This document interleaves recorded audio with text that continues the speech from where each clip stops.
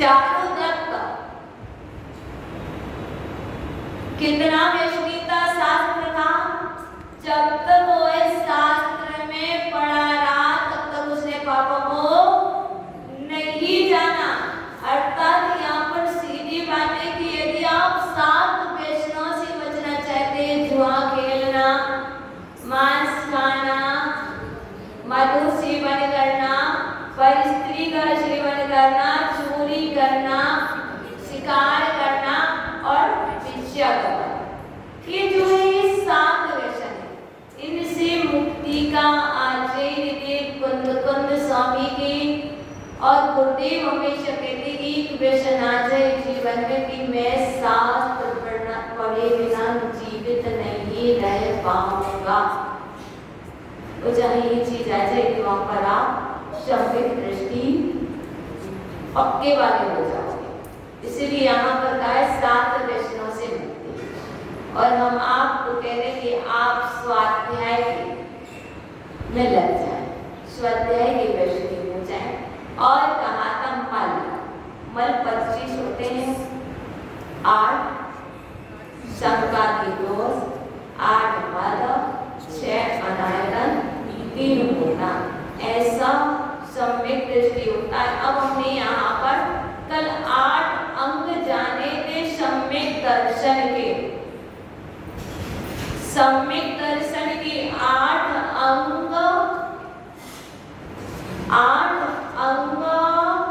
मल नहीं है। सम्यक दर्शन के 8 अंग मल नहीं है, 8 दोष मल है। जो 8 दोषों से रहित होगा वह सम्यक दृष्टि होगा। जो 8 अंगों से सहित होगा वो सम्यक दृष्टि होगा, और जो 8 दोषों से सहित होगा वो मिथ्या दृष्टि होगा। अब हमें यहाँ पर देखना है कि 8 अंग तो सब जानते हैं, निसंकेत, निकांक्षे, निर्विचिकित्सा, अमूढ़ दृष्टि, उपगोहन, स्थिरीकरण, वात्सल्य और प्रभाव। ये 8 अंग हैं, ये 8 गुण हैं सम्यक दर्शन के। तो 8 दोष कौन से हैं? निसंकेत मतलब शंका, यहाँ पे शंका नहीं है सम्यक दृष्टि को। जिसको शंका है वह दोष है। निकांक्षिता, आकांक्षा नहीं है, इच्छा नहीं है कि पूजा करूंगा मुझे ये मिल जाएगा, मेरी ये मन्नत पूर्ण हो जाएगी, आकांक्षा से कर रहे हैं ना, इस सम्यक दर्शन का दोष है। कांक्षा दोष है और निकांक्षित भाव गुण है। जिसके पास सम्यक दर्शन है वह आकांक्षा नहीं रखेगा। अब इसके बाद आता निर्वीर चिकित्सा, जिसके अंदर गिलानी नहीं, गिरना नहीं है, और एक बीज चिकित्सा।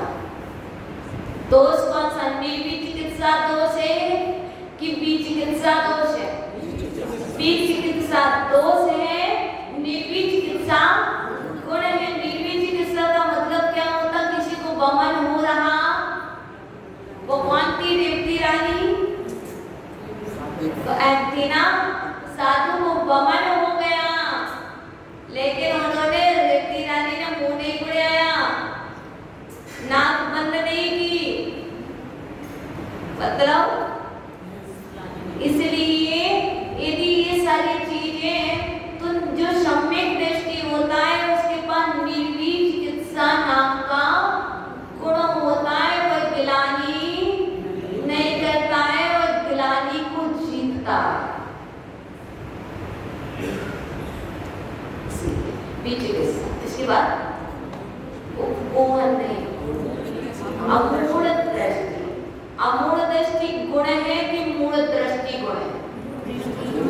अमूढ़ दृष्टि गुण है और मूढ़ दृष्टि दोष है। आपको याद बिल्कुल नहीं करना उसी में सारी चीजें, ठीक है ना। इसके बाद अमूढ़ दृष्टि का उपगोहन। उपगोहन गुण है और अनुपगोहन, उपगोहन मतलब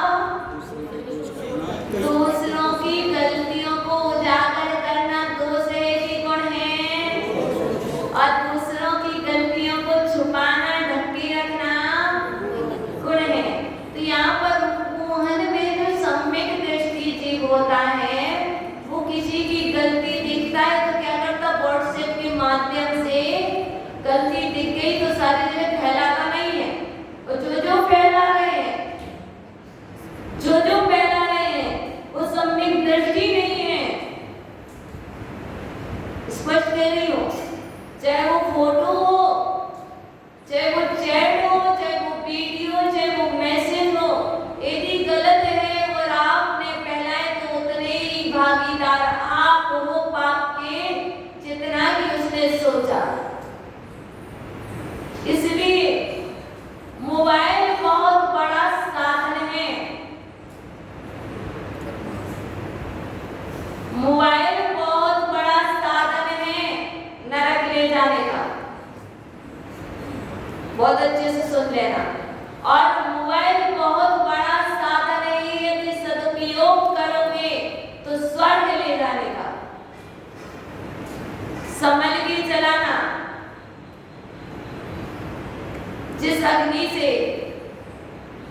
अग्नि के कारण भोजन पकता है और जीवन मिलता है, उसी अग्नि में यदि कूद जाओ और आपको लग जाए तो आपके प्राणों का मरण हो जाता है। इसलिए मोबाइल को साधारण मत समझ लेना। इसी तरह आज जय और मेरे की जो बात चल रही कि हम कैसे हैं, मतलब यहाँ पर बात चली समृद्धि कैसा होता है, तो मैं कैसा हूँ, मुझे यहाँ देखना क्या है। रहनसार पढ़ने का मतलब है कि दर्पण में अपना चेहरा देखना, क्योंकि दोनों के लिए लिखे साधु और श्रावक की चर्चा है। साधु अपना चेहरा देखे, आराम से बोले और अपना चेहरा देखे इस रहनसार ग्रंथराज में। कुंद स्वामी कह रहे हैं कि तुम पढ़ाओ और सुनाओ तो तुम अपना चेहरा देखो रहनसार में, तो दर्पण है। और श्रावक सुने, सुनाए, पढ़े तो वह अपना चेहरा देखे कि मैं कैसा हूँ।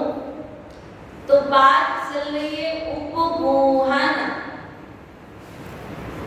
श्रावकों की गलती दिख जाए तो छिपाना, पर छुपी तो छुपी नहीं रहना, उस तरीके से उसे बता भी देना ताकि वो सुधर भी जाए। और आपको यदि किसी साधु की गलती दिखे तो आपको अधिकार नहीं है, वरना को मत जी आपने कहा था दिख रही है, हम तो बताएंगे। कैसे बताएंगे, उसकी भी पद्धति होती है। पहले तो ना ज्ञानी श्रावक विद्वान हो, और विद्वान होने के बाद जब कोई ना योग समय देखे और योग समय पा करके कैसे बात को प्रस्तुत करना, वो तरीका वो आप में नहीं है। इसलिए दूसरों की गलती देखने की अपेक्षा अपनी गलती देखना प्रारंभ कर दो। तो उपगोहन गुण है और अनुपगोहन दोष है। तो बताओ कौन सी चीज आपके अंदर गुण है कि दोष है? स्वयं देखो, स्वयं देखो कि मैं कैसा भक्त हूँ। क्योंकि पहले कह रही जो पंच परमेष्टि का भक्त होगा, पंच गुरुओं का भक्त होगा, उसके अंदर ये मल नहीं होंगे। मल मतलब दोष।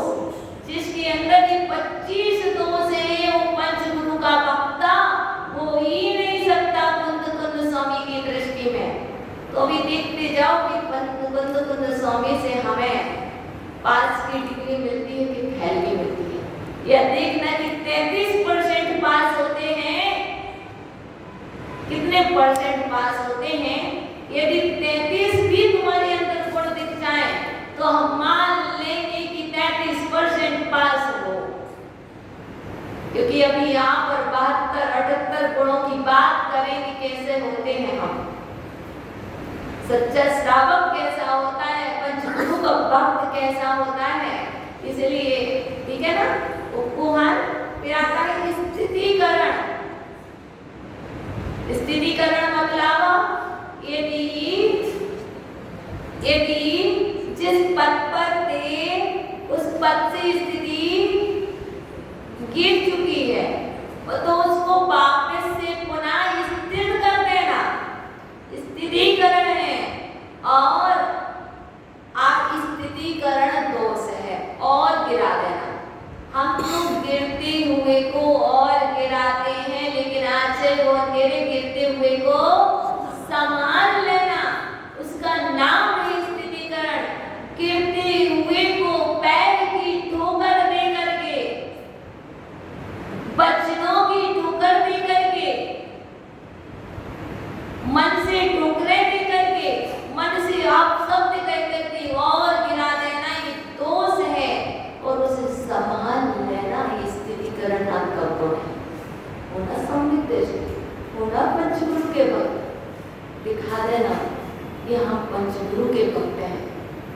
पंचगुरु के भक्त हैं ये गुण होने चाहिए।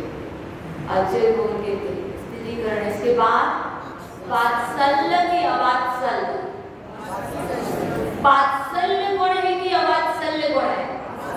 वात्सल्य गुण और अवात्सल्य दोष है। तो कैसा वात्सल्य रखते हो? गौवत्स प्रीति सम, धर्मी जन सौ गौवत्स प्रीति सम। कैसा? गाय और बछड़े की तरह के जैसा। और ये कैसा वात्सल्य है? एक कैसी प्रियवृत्ति है, मुझे तो समझ नहीं आती। मेरे तो ना सिर से ना ऊपर जाता है, मुझे समझ ही नहीं आती। कहाँ है पदम कुमार जी? हेमराज जी कहाँ है पदम कुमार जी? उनसे कहो व्यवस्था की। ये कौन सा तुम्हारा वात्सल्य गुण है बताइएगा? कहाँ है पुस्तक महोदय जी? कहाँ है चातुर्मास कमेटी? पिंटू अंकल कौन है यहाँ का अध्यक्ष? उससे कहो ये कौन सा वात्सल्य है? ये कौन सी भाषा है? ये कौन सी परिभाषा है धर्मात्मा की? ये सम्यक दृष्टियों की परिभाषा नहीं है। ये सम्यक दृष्टियों के वचन नहीं है। ये मिथ्या दृष्टियों के वचन है। ये नारकियों के वचन है। ये तेज गति में जाने वालों के वचन है। मैं आज कुंद स्वामी की वाणी से लिख करके सर्टिफिकेट दे सकती हूँ। जो ऐसा बोल रहा है, जो ऐसा सोच रहा है और जो ऐसा कह रहा है, वो नियम से नीचे की यात्रा करेगा या तेज गति की यात्रा करेगा। इसलिए भाई बोलने के पहले 1000 बार सोच लेना। नहीं होता है तो बिल्कुल मत करना। कानों से सुनना और हाथ जोड़ करके बैठे रहना। ऐसा बोलना भी नहीं लिखा है। अवात्सल्य का प्रतीक है। और अंदर तो कहते हैं, हम बहुत अच्छे से कहते हैं, हम दया के पुजारी, हम महावीर के वंशज, हम पंचगुरुओं के भक्त। और पंचगुरु के भक्त भगवान से भक्ति करते हैं। भैया जो पंचगुरु का भक्त होता है और सिर्फ भक्ति करता है, वह निंदा नहीं करता, उल्टा सीधा नहीं बोलता, अब शब्द नहीं बोलता। अब शब्द बोलने वाला भगवान का भक्त नहीं हो सकता। ये हम नहीं कह रहे। कुंद स्वामी ये 25 मल में जो बात कर रहे हैं, इस 25 मल में अवात्सल्य नाम का दोष है और वात्सल्य नाम का गुण है। यदि तुम्हारे अंदर वात्सल्य है, वात्सल्य कब होगी? तुम्हारे अंदर करुणा होगी, तुम्हारे अंदर ममत्व भाव होगा, तुम्हारे अंदर समता होगी, तुम्हारे जिन शासन से प्रेम होगा, जिन शासन से प्रीति होगी, स्नेह होगा, तब वात्सल्य होगा। जिसे ना तो प्रेम से प्रेम है, ना शास्त्र से प्रेम है, ना गुरु से प्रेम है, उसके अंदर वात्सल्य कैसे आएगा? उसे तो मात्र धन से प्रेम है। धन से प्रेम करने वालों के पास जरूरी नहीं कि धर्म होगा। वो महान है इस भारत भूमि पर जिसके पास धन भी है और धन के साथ धर्म भी है। वे महान है। और जिसके पास धन नहीं है पर जिसके पास धर्म है, वह भी इस भारत भूमि पर महान है। और कुंद स्वामी उसके लिए नमस्कार कर रहे हैं। उस धर्मात्मा के लिए नमस्कार हो। ये जितने भी श्रावक गण यहाँ बैठे हैं, सम्यक दर्शन की पूजा करते हैं 10 लक्षण के बाद। भैया तुम अपने गुणों की पूजा करते हो। यदि तुम्हारे पास सम्यक दर्शन है तो तुमने उस गुण को पूजा है। यदि तुम्हारे पास सम्यक ज्ञान है, तुमने सम्यक ज्ञान की पूजा की है। और यदि तुम्हारे पास सम्यक चारित्र है तो तुमने उसकी पूजा की है। मतलब अपनी पूजा नहीं की, उस गुण की पूजा की। सम्यक दर्शन पूजनीय था, पूजनीय है, पूजनीय रहेगा। चाहे वो त्रियंच प्राणी के पास हो, चाहे मनुष्यों के पास हो, चाहे देवों के पास और चाहे वो नारियों के पास। सम्यक दर्शन तो पूजनीय था, पूजनीय है, पूजनीय रहेगा। सम्यक दृष्टि जीव कहीं भी चला जाए, किसी भी कोने में चला जाए, तब भी वह पूजनीय ही रहेगा। इसलिए ध्यान रखना, अवात्सल्य दोष है और वात्सल्य गुण है। आज से आप अपने आप को देखना प्रारंभ कर दें कि मैं दर्पण के सामने खड़ा हूँ। 2 मिनट को आंखें बंद कर लें और सोच लें मैं दर्पण के सामने खड़ा हूँ। मेरे अंदर वात्सल्य है कि अवात्सल्य है? मेरे अंदर शंका है कि निशंकित अंग है? मेरे अंदर आकांक्षा है कि निकांक्षित भाव है? मेरे अंदर उपगूहन है कि अनुगूहन है? जैसे दर्पण में देखते कि मेरे को क्या हो रहा है, ऐसे ही आप शास्त्र के सामने आंख बंद करके बैठ जाना और 2 मिनट में देखने की कोशिश करना। वात्सल्य समझ गए? देखो, गाय के अंदर वात्सल्य होता है, हिरणी के अंदर सोहम तथापि तौ भक्ति वशान होनी चाहिए। क्या एक हिरणी अपने बालक से स्नेह कर रही है, प्रेम कर रही है, और वो हिरणी शेर के सामने अपने बच्चे की रक्षा के लिए, अपने शिशु की रक्षा के लिए सामने जाती है कि बताओ, पीछे छुप के बैठ जाती है? नहीं बेटा, तो शेर के सामने गया, तो उसे मरना ही, मैं क्यों मरूं?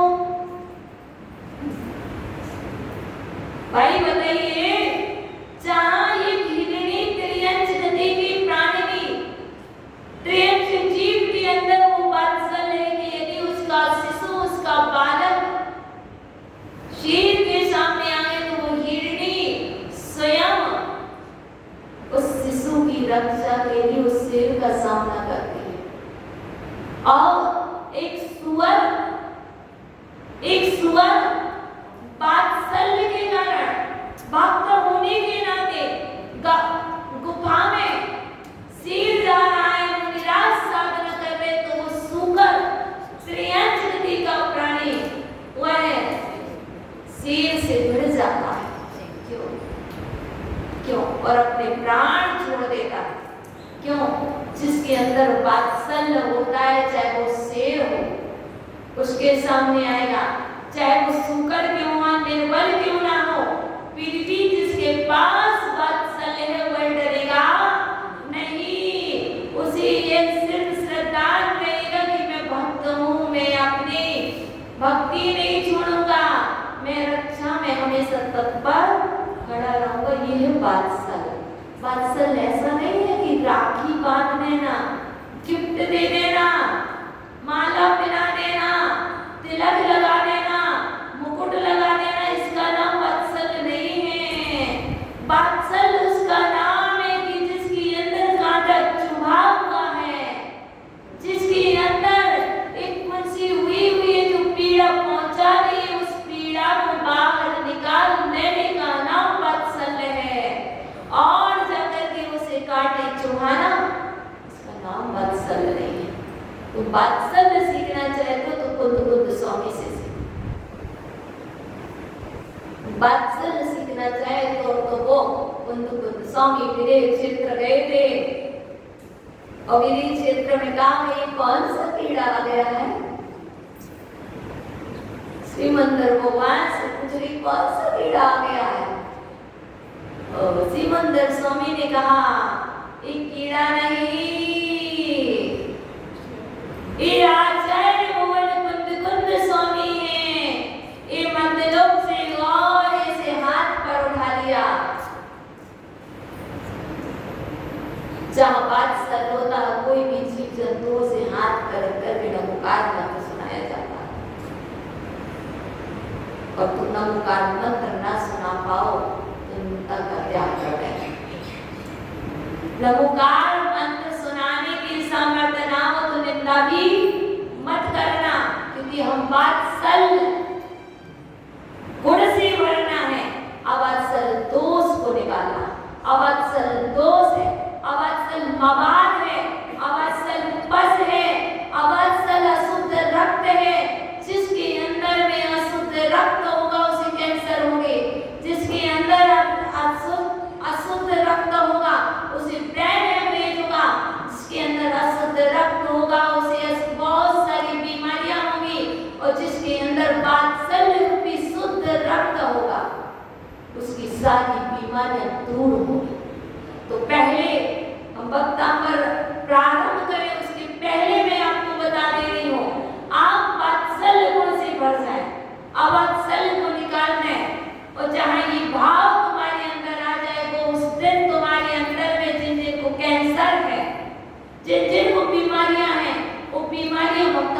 प्रभाव से दूर होने लगेंगे। पहले तुम गुणों से भरो, दोषों को हटाओ। डॉक्टर भी कहता है दोष हटाओ, जब तक दोष नहीं हटाओगे तब तक गुण से नहीं भर पाओगे। तो समझ लिया वत्सल और वात्सल। अब तुम्हारी बात क्या है मुझे नहीं पता, तो तुम जानो। अब इसके बाद अपनी प्रभावना और अप्रभावना। प्रभावना गुण है कि अप्रभावना गुण है? और अप्रभावना क्या है? अच्छा दोष है। तो हम भागते हैं तो हमें प्रभावना करनी चाहिए कि अप्रभावना करनी चाहिए? प्रभावना कैसे होती है? माइक से बोलने से होती है कि तिलक लगाने से होती? कैसे होती है प्रभावना? प्रभावना होती कैसे है? मुझे प्रभावना की डेफिनेशन समझ नहीं आई अभी तक। रथ यात्रा निकालने से प्रभावना होती है। वाह वाह वाह। हम कह रहे रथ यात्रा निकालो या ना निकालो, वचनों से तीर्थ निकालो, प्रभावना हो जाएगी। मैं कह रही हूँ रथ निकाल पाओ या ना निकाल पाओ, कोई बात नहीं, वचन रूपी तीर्थ चलना चाहिए। आपके रीवाड़ी शहर में यदि वचन रूपी तीर्थ निकलेगा तो प्रभावना होगी, और वचन रूपी तीर्थ निकलेगा तो आप प्रभावना होगी। निकालो प्रभावना। प्रभावना कुंद स्वामी को पढ़ रहे हैं। हमने तो जान लिया है कि रथ निकाल लेना, बैंड वाले बुझा लेना, बुला लेना, ये कर लेना, वो कर लेना, इतने से प्रभावना हो जाएगी और आपस में लड़ लेंगे, झगड़ लेंगे। इसका नाम प्रभावना नहीं है, इसका नाम चातुर्मास नहीं है, इसका नाम भक्ति नहीं है, और इसका नाम पंचगुरु के भक्त नहीं है। अधिक कुंद स्वामी को एक बार पढ़ो। मैं कहती हूँ रेगिस्तान जीवन में एक बार पढ़ना, दो बार मत पढ़ना, और एक बार ऐसे पढ़ना कि हृदय में वो बिध जाए, हृदय के एक कण पर वो पहुंच जाए, और कभी एक गाथा को इतने अच्छे से पढ़ना कि कभी भूल मत जाना सोने में भी। तब तो तुम्हारा कुंद स्वामी को पढ़ना सार्थक है और उनको सुनना सार्थक है। इसलिए प्रभावना सिर्फ जैसी तुमने जानी है वो प्रभावना नहीं है। बड़ा मंच बना लेना प्रभावना नहीं है। कितने भोजन हो गए रेवाड़ी शहर में, चातुर्मास हुआ, इसका नाम प्रभावना नहीं है। प्रभावना थोड़ी है, इसका नाम है कितने लोग बैठ कर एक साथ स्वाध्याय करें। प्रभावना तो इसका नाम है कितने लोगों के मन मिल गए, कितने मतभेद हो गए, इसका नाम अप्रभावना है। और मन मिल जाए, इसका नाम प्रभावना है। आप प्रभावना करना चाहते हो तो सम्यक दृष्टि के ये गुण होते हैं, और आप मल भी होते हैं, तो हमें मल का विसर्जन करना है। बताइए किसका त्याग करते हो? मल का त्याग करते हो कि व्यक्ति का त्याग करते हो? मल का त्याग करते हो और द्वारा देखते भी नहीं है, ऐसे ही आचार्य बोल के ये वात्सल प्रभावना का त्याग कर दो। ले लो आज नियम में कह रही हूँ, मेरे कहने से नहीं, कुंद स्वामी के कहने से ले लो। प्रभावना करनी है तो आज से नियम ले लो कि जो सब्जेक्ट अच्छा नहीं होगा, जो सब्जेक्ट अच्छा नहीं होगा, क्योंकि तुम्हें मोबाइल का त्याग कराओगे, तुम नहीं करोगे, और मैं करा नहीं सकती हूँ, मैं त्याग करा नहीं सकती हूँ, पर इतना तो संयम रख सकते हो। मोबाइल में जो विषय अच्छा नहीं है, जो अप्रभावना का कारण है, उसको हम फॉरवर्ड नहीं करेंगे, इसका नाम प्रभावना है।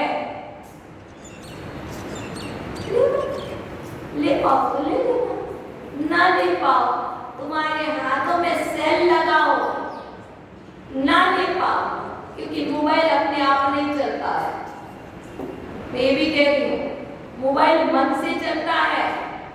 लोग कहते हैं हाथों से मोबाइल चलता है, हाथों से मोबाइल नहीं चलता है, मोबाइल मन से चलता है। लोग कहते हैं इतने सारे ऐप क्यों बन गए, ऐप लाखों बन जाए, करोड़ों बन जाए, ऐप्स बनने से कोई बिगड़ता नहीं है, बिगड़ता व्यक्ति अपने मन से है। यदि तुम्हारे अंदर में बिगड़ने की सामर्थ्य ना हो, तुम्हारे मन बिगड़ ना रहा हो, तो तुम्हें कोई बिगाड़ने वाला नहीं है। मैं स्पष्ट रूप से कह सकती हूँ, अपनी कमजोरी को जानो, अपनी कमजोरी को पहचानो। यदि मैं चाहूँ कि मुझे बिगड़ना नहीं है, तो मैं कह सकती हूँ कि ब्रह्मा जी के पास 40,000 वर्ष तक साधना की थी। कितने वर्ष तक? 40,000 वर्ष तक बिल्कुल भी नहीं टिके। लेकिन एक देवी आ गई स्वर्ग से और वो ध्यान कर रहे थे। इसको देख लो, अब वो देवी भी ना टिकाने आई, सोच रखा था कि कैसे टिकाऊं, और ब्रह्मा जी को उसको देखने की इच्छा हो गई। आज आपके पास यदि कोई देवी आई और कोई देवता आया तो मैं बिगाड़ने वाला। आज स्वर्ग से देवियां नहीं आ रही, आज कोई देवतागण नहीं आ रहे। आज तुम्हारे घरों में देवी और देवता यदि कोई आए हैं तो मोबाइल रूपी देवी और देवता आए हैं जो तुम्हारे लिए बिगाड़ रहे हैं, और तुम बिगड़ने के लिए, तुम उसे देखने के लिए तैयार हो। इसलिए आचार्य भगवान कहते प्रभावना और अप्रभावना। अप्रभावना से बचना ही प्रभावना है। कैसी प्रभावना है? कार्य नहीं करेंगे और ना प्रेरित करेंगे, हम किसी को नहीं भेजेंगे, हमने तो पापा को ही भेजा है। क्या नहीं माता जी, इतना तो चल सकता, कुछ भी नहीं चल सकता। मुझे ना, जब मैंने गलत चीज पढ़ ली, मैं दूसरे को क्यों पढ़ाऊं? बताइए, जो चीज मेरे लिए, मेरे पाप कर्म के उदय से मेरे उदय में आ गई, मैं बिल्कुल नहीं चाहूंगी कि जो अंतराय मुझे पड़ गया वो मैं दूसरों को कराऊं। चाहोगे क्या? जिससे मेरा आहित होगा मैं दूसरे का आहित नहीं कराऊंगा। मैं तो बच गया हूँ, लेकिन अब दूसरे का आहित नहीं कराऊंगा। ये होते हैं पंचगुरु भक्तों के लक्षण। तो अब देखना कि कितने पंचगुरु भक्त हो। इसका नाम है मैं कैसा हूँ। ये कहा था स्टार्ट जीवन, स्मार्ट जीवन। आप कलर यूज कर लेना, स्मार्ट जीवन नहीं है। सिर उठा करके बालों में डाई कर लेने का नाम स्मार्ट जीवन नहीं है। जीवन में 8 मलों का त्याग कर देना और 8 गुणों को धारण कर लेना, इसका नाम स्मार्ट जीवन है। हमने तो समझ रखा है कि अच्छी ड्रेस, अच्छी पोशाक, इसका नाम smart boy, smart girl, smart Bobby, smart boy, इसका नाम है। तो बनाने आई हो, बनो स्मार्ट बॉय। वे बनाने आई हो स्मार्ट बॉय, बनो। कुंद स्वामी जो आप कर रहे हैं उसके पहले ही सब कुछ लिखे हैं। बनने के पहले आज के दिन, आज से अपने अंदर के 8 मलों को निकालने का पूरा प्रयत्न करना कि बिल्कुल मन से, वचन से, काय से मैं 8 मलों का परित्याग करता हूँ। पुनः नहीं देखूंगा इसकी वो, यदि मैं देखूंगा तो ये मेरा बड़ा पाप का उदय होगा। आज से मैं गुणों को देखने आया हूँ, गुणवानों को देखने आया हूँ। मैं न दोष को देखने आया, न दोषवानों को देखने आया। मैं तो ये देख रही हूँ, मैं तो सिर्फ इतना ही देखूंगी। मैंने बचपन से देखा है, जैसे हंडी का चावल मैंने देखा नहीं है, वो कर्म पकता है। लोग कहते हैं, सुनते आ रहे हैं कि हंडी का एक चावल देख लो और मालूम चल जाता है कि सारे चावल पके कि नहीं पके। ऐसे ही तुम भी ना अपने अंदर के चावल को देख लो, अपने अंदर की आत्मा को टटोल लो कि मेरे अंदर के ये गुण कैसे हैं, मेरे अंदर कितने दोष हैं। दोषों को एक दोष निकल जाएगा, तीसरा निकल जाएगा। ये ध्यान रखो। अब इस चीज को आप समझ रहे होंगे। तो ये बात हो गई। 25 मल होते हैं। इन मलों का पूर्ण रूप में त्याग करें। जिसका मल का त्याग हो जाता है उसके अंदर गुण प्रकट हो जाते हैं। गुणों को प्रकट नहीं करना पड़ता है, गुणों को कभी नहीं प्रकट करना पड़ता। दोषों को हटा दो, गुण प्रकट। क्या सोच रहे? रोटी सोच रहे हैं, दाल सोच रहे हैं, दाल मत सोचो। दाल में दोष को देखना, दोष क्या है। हमारी दृष्टि किस में जा रही? आप उसमें से दोष देख लो। आप देखते देखो, हम इतना दान देते, हम इतनी जाप करते, अपने गुण गुण देखते हो। हम कह रहे अपने अंदर के दोष देखो। हम तो ना शोधन करते ना, तो हम कभी भी ये नहीं देखते चावल कितने हैं, रोटी के पीस कितने। हम तो ये देखते हैं इसमें बाल कहाँ है, इसमें चीटी कहाँ है। हमें उस दोष को निकालना है। क्या हमें दोष देखना है? किसके अंदर के? समाज के अंदर के, परिवार के अंदर के, राष्ट्र के अंदर के। अरे भैया, सबके देखने के पहले तुम अपने को निहार लो, बाद में दूसरे को निहारना, है ना। ये आगम की आंखें, ये तुम्हारी आंखें आगम को देखने की हैं, और आगम की आंखों में तुम अपने आप को निहारो, इसके लिए मिली है ये आंखें। यदि तुमने ना दूसरों को निहारा तो मैं कहती ये आंखें नहीं, ये तो बटन है। कौन से साइड में लगाने वाले बटन में ये लगे ना। स्पष्ट के लिए तुम्हारे जितने बड़े बटन है ना, उतनी तुम्हारी आंखें हैं। और ये आंखें तुम्हारी यदि बाहर को देख रही है, तुम्हें कह रही है तो बटन है। जैसे तुमने कभी अपने ये साइड के बटन देखी क्या? टॉर्च लेकर बता देना रेवाड़ी वालों, तुमने कभी टॉर्च को लेकर के अपनी साइड के बटन देखे? जब मोबाइल की टॉर्च नहीं देखे ना, ऐसे ही तुमने ये अपनी टॉर्च लेकर के अपनी आत्मा को देखा कि नहीं? दूसरे के लिए तो दिख रहा है इसका बटन टूटा, इसने उल्टी शर्ट पहन रखी है ना, अपने नहीं देखे तुमने। ऐसे आश्चर्य को करके अब तो अपने आप को निहारने लगो। इसका नाम है मैं कैसा हूँ, स्मार्ट बॉय। बनना है ना? बिल्कुल बनेंगे, बनाते रहेंगे। कब? जब आत्मनों को त्याग कर दोगे तो बन जाओगे, पक्का कह रही हूँ। फिर तो ना वो बहुत अच्छी, इतनी सुंदर बन जाओगी, बता नहीं सकती हो। ठीक है, तो मन हो गए विवज्य, मतलब रह त्याग है ना, विवज्य, इससे रहित, विवर्जित मतलब मनों से रहित होता। और कैसा हो तो मैं कैसा हो तो पंचगुण का जो भक्त होता है वह दर्शन से शुद्ध होता है।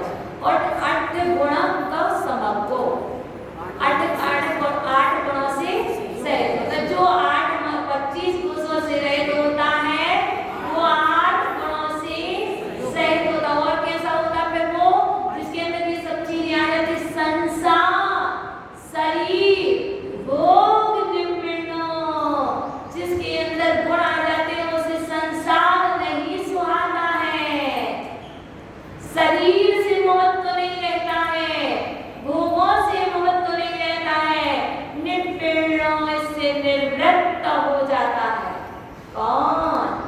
जो सम्यक दृष्टि होता है व्यवहार में, जो पंचगुरु का भक्त होता है, वह दर्शन से शुद्ध होता है, वह भय से मुक्त होता है, वसन मुक्त होता है, 25 बलों से रहित होता है, 8 गुणों से सहित होता है, 8 गुणों से मंडित होता है, और संसार, शरीर, भोगों से विरक्त हो जाता है, निवृत्त हो जाता है।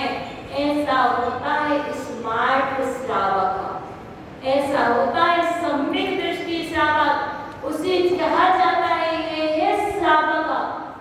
कुंद स्वामी की दृष्टि में वह श्रावक भी नहीं है जिसके पास एक गुण नहीं है, और जिसके पास ये दोष है वह अभी श्रावक नहीं है। अभी तो वो कोई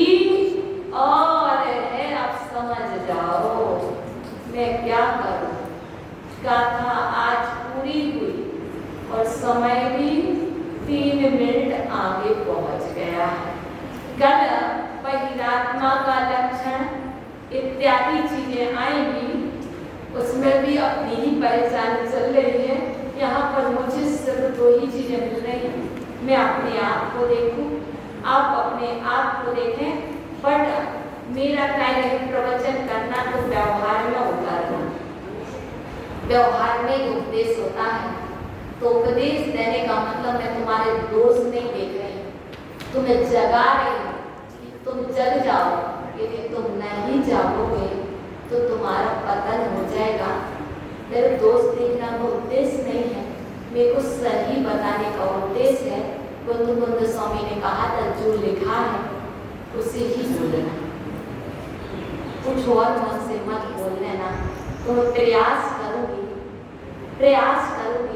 क्योंकि मैं मूर्ख हूँ, मैं अज्ञानी हूँ, मैं मूर्ख हूँ, फिर भी प्रयास करूंगी आज के लोगों को पढ़ने का और समझाने की कोशिश करूंगी कि रेवाड़ी वालों की समझ में आ जाए। तो आज समय हुआ, कल आओगे, बिल्कुल समय पे आने लगो तो मैं 8 बजे स्वयं ही आकर के पूरी चीज करने लगूंगी। जैसे आप आ जाओगे वैसे मैं आ जाऊंगी। आप कोशिश जितने बजे 9 बजे छोड़ने की तो 9 बजे की, ठीक है? चलिए, तो अब कल आना है तो बोलना भूल न जाना, सपनों में आना, जैसे भी हो हमको अपने दर पर ले आना। तेरे दर पर ऐसा लगता जो अपना घर हो, मेरा अंतिम मरण समाधि तेरे दर पर हो। यदि मुझसे प्रमाद बसा तो ये सुंदर कार्य हो गया हो, तो इस जिनालय में निवास करने वाले देवादि देवी मेरे समस्त अपराधों को क्षमा करें, सद्बुद्धि दें। नमोस्तु भगवान, नमोस्तु अच्छे भगवान। आपस में चलिए